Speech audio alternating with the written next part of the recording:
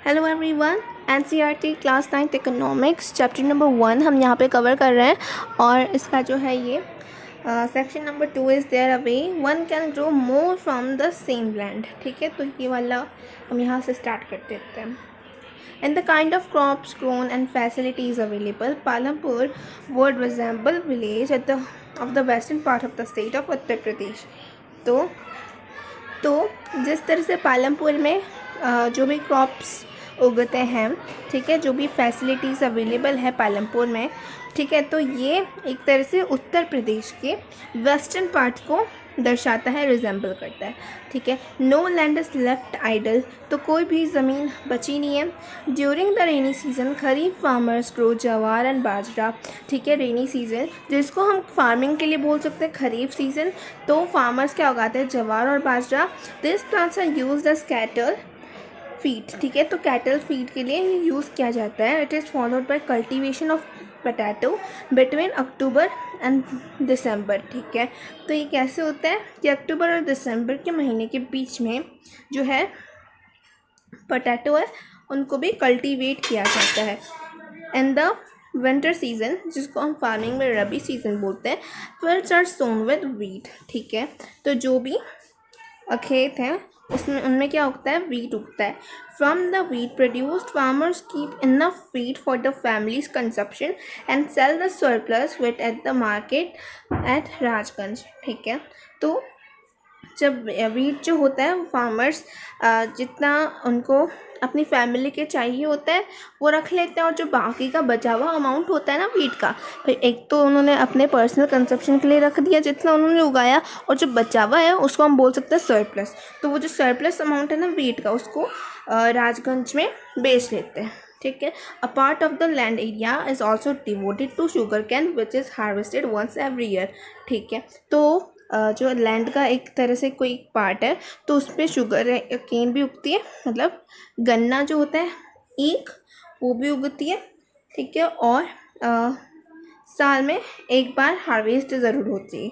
ठीक है, in its raw form or as jaggery sold to traders in Shahpur. तो या तो इन शुगर केन का गुड़ बना देते हैं या फिर ऐसे ही गन्ना शाहपुर में जाकर बेच देते हैं। ठीक है, the main reason why farmers are able to grow the 3 different types of crop in a year in Palampur is due to well developed system of irrigation। तो इतने सारे क्रॉप्स जो है फार्मर्स पालमपुर में कैसे उगा लेते हैं, तो वो किसकी वजह से उगाते हैं, क्योंकि वहाँ का जो इरिगेशन फैसिलिटी है वो अच्छे से अवेलेबल है किसानों को। ठीक है, अब है हमारे पास electricity came early to Palampur. तो पालमपुर में इलेक्ट्रिसिटी भी जल्दी आ गई थी। और साथ में हमारे पास next point it's major impact was to transform the system of irrigation. और क्योंकि पालमपुर में मेन एक्टिविटी क्या है, फार्मिंग की है। फार्मिंग से ही ज़्यादातर लोग अपनी रोज़ी रोटी चलाते हैं, लिवलीहुड लेते हैं। तो फिर जो इलेक्ट्रिसिटी है उसका मेनली यूज़ किस लिए किया जाता है, इरिगेशन के लिए किया जाता है। ठीक है, अब है Persian wheels were till then used by farmers to draw water from the wells and irrigate small fields. People saw that the electric run tube wells could irrigate much larger areas of land more effectively। तो पहले क्या करते थे, Persian wheels, पुराने ज़माने से जिस तरह से खेतों को जोता जाता था, ठीक है, तो वो करते थे पहले फार्मर्स इरिगेशन के लिए कि कुएं से पानी लिया और स्मॉल फील्ड्स जो है छोटे खेत उनको जाके इरिगेट कर दिया। फिर बाद में लोगों ने देखा कि जो इलेक्ट्रिक ट्यूबवेल्स होते हैं ना वो ना ज़्यादा अच्छे से जो है इरिगेट कर सकते लैंड को, और ऊपर से ज़्यादा बड़ा लैंड कर सकते एक बार में। ठीक है, the first few tube wells were installed by the government. तो सबसे पहले जो ट्यूबवेल्स आए थे पालमपुर में वो सरकारी थे। Soon however farmers started setting up private tubewells. फिर धीरे धीरे प्राइवेट ट्यूबवेल्स भी बनाने लग गए किसान अपने as a result by mid 1970s the entire cultivated area of 200 hectares was irrigated. ठीक है, तो मिड 1970 के चलते चलते 200 हेक्टर की जो ज़मीन थी पालमपुर में वो पूरी तरीके से इरिगेट हो गई थी। Not all the villages in India have such high levels of irrigation. Palampur में बढ़िया तरीके से इरीगेशन होता है, लेकिन हर गांव में इंडिया में ऐसा इरीगेशन उपलब्ध नहीं हो पाता। Apart from the riverine plains, coastal regions in our country are well irrigated. ठीक है, तो रिवराइन प्लेन्स, ठीक है, जैसे नदी के पास में जो तट होते हैं उनको, और कोस्टल रीजन्स को, है ना, ये यहाँ पे तो पानी हमेशा अवेलेबल होता है, तो ये अच्छे से इरीगेट हो जाते हैं। लेकिन in contrast plateau region such as the Deccan plateau have low levels of irrigation. तो ऐसे डेक्कन प्लेट्यू जो दूसरे प्लेट्यू है ना, वहाँ पे कम अच्छे से इरीगेशन हो पाता है। Of the total cultivated area in the country a little less than 40% is irrigated even today. तो मतलब आज की तारीख में भी क्या केवल 40% ऑफ जो लैंड है ना कंट्री का, वो ही इरीगेट हो रखा है। And the remaining areas farming is largely dependent on rainfall. और बाकी जो भी ज़मीन है ना 60% वो पूरा रेनफॉल के ऊपर ही डिपेंड करता है। To grow more than one crop on a piece of land during the year is known as multiple cropping. तो आप है ना लैंड पर एक से ज़्यादा क्रॉप उगाओ, ठीक है, एक ही साल में, तो उसे क्या बोलते हैं, मल्टीपल क्रॉपिंग बोलते हैं। ठीक है, मिक्स्ड फार्मिंग अलग है और मल्टीपल क्रॉपिंग अलग है। मिक्स्ड फार्मिंग में क्या होता है कि जैसे हमारे पास पूरा लैंड है, ठीक है, तो लैंड के एक पार्ट में हमने ये उगा दिया, दूसरे पार्ट में ये उगा दिया, ये तो मिक्स्ड फार्मिंग हो गई। और मल्टीपल क्रॉपिंग में क्या होता है कि जैसे खरीफ सीज़न में हमने ज्वार बाजरा उगा दिए, उनको फिर हार्वेस्ट कर लिया, फिर रबी का सीज़न आया, रबी सीज़न आया, और उसके बाद में उन्होंने सर्दियों के बो दिए बीज, उसके बाद में गर्मी का आया, तब सर्दियों के जो पौधे हैं क्रॉप्स हैं उनको हार्वेस्ट कर लिया, और फिर गर्मियों के वाले ज़ायद सीज़न वाले क्रॉप्स उगा दिए। तो ऐसे क्या हुआ कि पूरे साल भर इन्होंने अलग अलग तरीके से क्रॉप्स उगा दिए सीज़न के डिपेंड पे, तो इसे बोलते हैं multiple cropping. It is the most common way of increasing production on a given piece of land.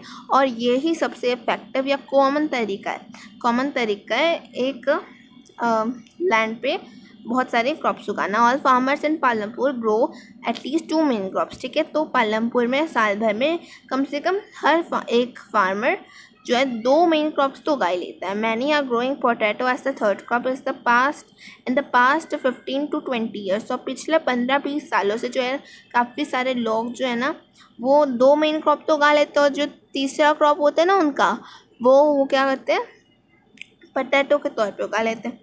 ठीक है, अभी लेट्स डिस्कस है the following table 1.1 shows the land under cultivation in India in units of million hectares. Plot this on the graph provided. What does the graph show? Discuss in class. तो ये आपके लिए एक activity है। इसमें क्या करना है कि जो आपको ये टेबल दे रखी है ना, इसमें बता रखा है कि इंडिया में कौन कौन से या कितने कितने लैंड जो है कितना लैंड जो है कल्टीवेट हो चुका है। ठीक है, तो ये सब आपको ग्राफ पे बनाना है, प्लॉट करना, फिर अपनी क्लास में अपने दोस्तों के साथ डिस्कस कर लेना। ये सब है, बाकी नॉलेज इसमें आप देख सकते हो। ये सारे क्वेश्चंस भी आ गए आपके लिए।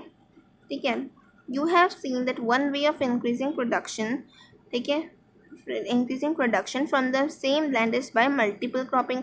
ठीक है, तो क्या है कि प्रोडक्शन को बढ़ाने के लिए लैंड पर मल्टीपल क्रॉपिंग का यूज़ किया जाता है। The other way is to use modern farming methods. और दूसरी चीज़ हम देख सकते हैं कि मॉडर्न फार्मिंग मेथड्स जो है वो हम हायर यील्ड क्या होता है कि जो भी हमें प्रोडक्ट मिलता है ना, अपनी कोई भी चीज़ हम उगाने का प्रयास करते हैं, क्रॉप उगाते हैं, तो जो भी अपन को प्रोडक्ट मिलता है उसे क्या कह सकते हैं, अपन यील्ड कह सकते हैं।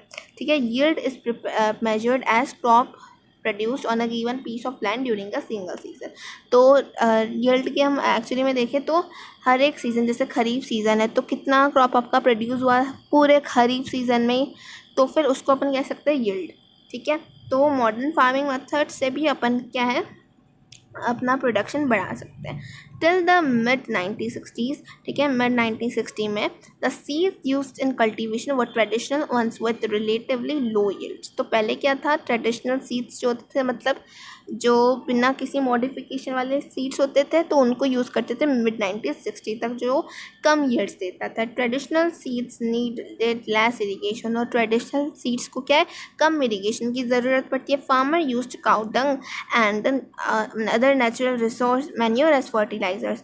तो फर्टिलाइज़र पहले के ज़माने में थे नहीं इतने, तो क्या करते थे कि गाय का गोबर और जो अदर नेचुरल मैन्योर है तो उसको फर्टिलाइज़र्स के तौर पे यूज़ कर लेते थे, ठीक है, खाद के तौर पे।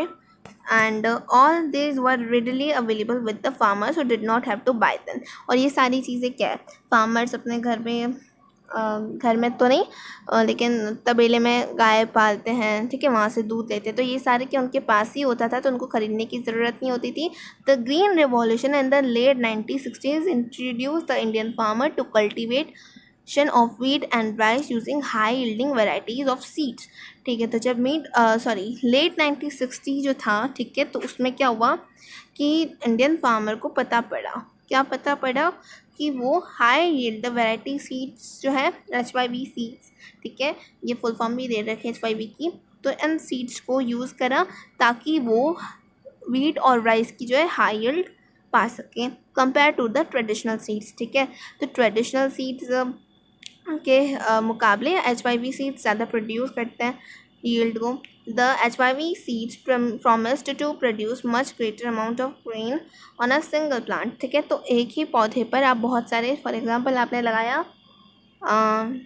बैंगन का पौधा फॉर एग्जांपल, ठीक है, और उसमें आपने HYV सीड्स यूज़ करे, तो क्या हुआ कि अगर आप ट्रेडिशनल सीड्स यूज़ करते ना, तो जितना आपका यील्ड नहीं हो प्रोड्यूस होता उतना आपके HYV सीड वाले पौधे में हो जाएगा, ये चीज़ है, ठीक है। As a result, the same piece of land would now produce far larger quantities of food grains than was possible earlier. तो रिज़ल्ट में क्या हुआ कि पहले के ज़माने से ज़्यादा बेहतर तरीके से यील्ड जो है अपन को प्रोवाइड होने लगी। HYV seeds however needed plenty of water and also chemical fertilizers and pesticides to produce best results. तो HYV को साथ में क्या अच्छा खासा इरिगेशन चाहिए होता है, और क्या चाहिए, पेस्टिसाइड्स लेने पड़ते हैं, और साथ ही में यहाँ पे एक और चीज़ दे रखी है, हाँ, केमिकल फर्टिलाइजर्स की भी ज़रूरत होती है। Higher yields were possible only from a combination of HYV seeds. तो हायर यील्ड मतलब हमें अगर ज़्यादा प्रोड्यूस करना है ना क्रॉप को, तो उसके लिए सबसे ज़्यादा इफेक्टिव वे क्या हो गई, HYV सीड्स हो गया, ठीक है। इरिगेशन, केमिकल फर्टिलाइज़र और पेस्टिसाइड ये चाहिए होता है हाई यील्ड के लिए।